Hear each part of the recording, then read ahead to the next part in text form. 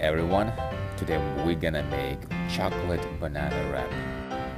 We'll need lavash bread or any tortilla, banana, honey, and hot cocoa mix. I got it in Trader Joe's, or any chocolate powder. To begin with, we're gonna make sauce. Get a plate, slice half banana, add tablespoon of honey. You can be slightly generous on honey. Add half pack of hot cocoa mix, and you get dark chocolatey sauce. You can use it on your morning bagel with coffee. Get lavash bread or tortilla. Slice another half a banana and spread it with dark chocolate sauce. Spread it around and make it roll.